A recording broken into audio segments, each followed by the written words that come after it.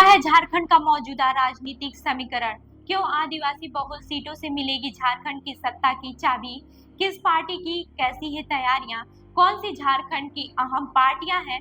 इन सारे सवालों के जवाब हम आपको विस्तार से बताते हैं। नमस्कार, मैं हूं रूबी और आप देख रहे हैं जनदर्पण न्यूज।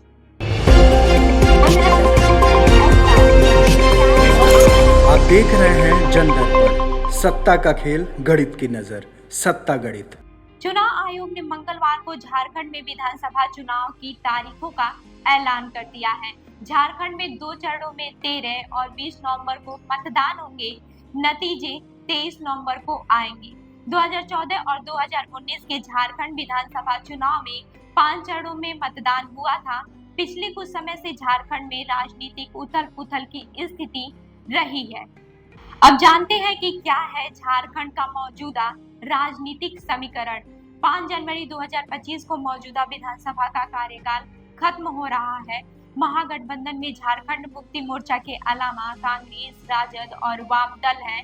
भाजपा के नेतृत्व वाले एनडीए में आजसू, जेडीयू और एलजेपी शामिल है। हेमंत सोरेन के जनवरी 2024 में भ्रष्टाचार के आरोप में जेल जाने के बाद सरायकेला सीट से विधायक चंपई सोरेन को झारखंड मुक्ति मोर्चा के नेतृत्व वाली महागठबंधन की सरकार का नया मुख्यमंत्री चुना गया था।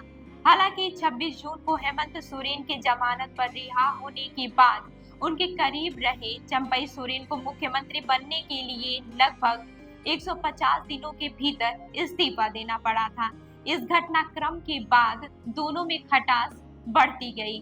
पहले तो चंपई सोरेन ने अपने ही नई पार्टी बनाने का ऐलान किया, लेकिन फिर उन्होंने बीजेपी का दामन थाम लिया। 2019 विधानसभा चुनाव में जेएम को 30, कांग्रेस को 16, आरजेडी और सीपीएम को एक-एक सीट मिली थी।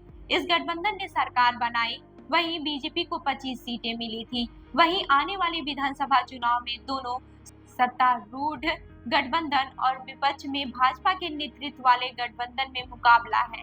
राज्य की 81 सीटों में से जेएम के गढ़ माने जाने वाले संथाल परगना की 18 सीटों और कोल्हान प्रमंडल की 14 विधानसभा सीटों पर लोगों की नजरें हैं। 2019 विधानसभा चुनाव में संथाल परगना की 18 सीटों में भाजपा सिर्फ 3 पर ही जीत हासिल कर पाई थी और कोल्हान प्रमंडल की 14 सीटों पर भाजपा का खाता भी नहीं खुला था। इस बार भी इन 32 सीटों पर सबकी नजर रहेगी। ऐसा इसलिए भी क्योंकि झारखंड आंदोलन में हेमंत सोरेन के पिता शिबू सोरेन के मजबूत साथी रहे चंपई सोरेन को कोल्हान टाइगर के नाम से भी जाना जाता है और माना जा रहा है कि चंपई कोल्हान की सीट को भाजपा के पक्ष में लाने में अहम भूमिका अदा कर सकते हैं। बता दें कि आदिवासी बहुल सीटों में मिलेगी झारखंड की सत्ता को चाबी, वो भी कैसे। झारखंड में लगभग 26% आदिवासी मतदाता हैं और कुल 81 सीटों में से 28 सीटें अनुसूचित जनजाति के लिए आरक्षित हैं।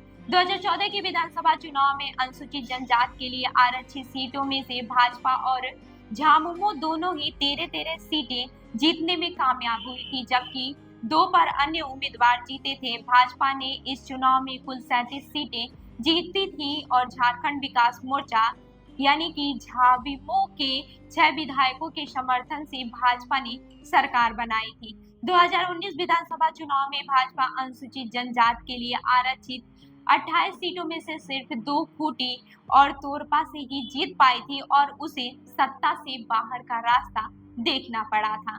भाजपा को इसी साल संपन्न हुए लोकसभा चुनाव में भी राज्य की 5 आदिवासी बहुल सीटों पर हार का मुंह देखना पड़ा था। ऐसे में भाजपा के लिए अनुसूचित जनजाति के वोटों को साधने की चुनौती होगी। जेएम और बीजेपी दोनों ही महिला मतदाताओं को अपने पक्ष में करने की कोशिश में है। सत्ता पक्ष ने अगस्त 2024 से प्रदेश की 50 लाख से अधिक महिलाओं को मैया सम्मान योजना के तहत हर माह 1000 रुपए देने की योजना लागू की। हाल ही में हुई बैठक में इस राशि को दिसंबर 2024 में बढ़ाकर 2500 रुपए करने की घोषणा की है। विपक्षी दल भाजपा ने भी महिलाओं मतदाताओं के लिए गोगो दीदी योजना के नाम से सरकार बनने के बाद 2100 रुपए देने की घोषणा की है और इसके तहत भाजपा ने महिलाओं से फॉर्म भी भरवाना शुरू कर दिया है। अब ये भी जान लेते हैं कि किस पार्टी की कैसी तैयारियां हैं। असम के मुख्यमंत्री हेमंत सोरेन बिस्वा शर्मा। अब ये भी जान लेते हैं कि किस पार्टी की कैसी तैयारियां हैं। असम के मुख्यमंत्री हेमंत बिस्वा शर्मा झारखंड में भाजपा के सह चुनाव प्रभारी भी हैं। उन्होंने सोमवार 14 अक्टूबर 2024 को स्थानीय पत्रकारों से बातचीत में कहा है कि एनडीए में सीटों का बंटवारा लगभग पूरा हो चुका है और चुनाव की घोषणा के 48 घंटों के अंदर ज्यादातर उम्मीदवारों की सूची जारी कर दी जाएगी। वहीं सत्तारूढ़ गठबंधन की भी बीच सीटों के बंटवारों पर बात चल रही है।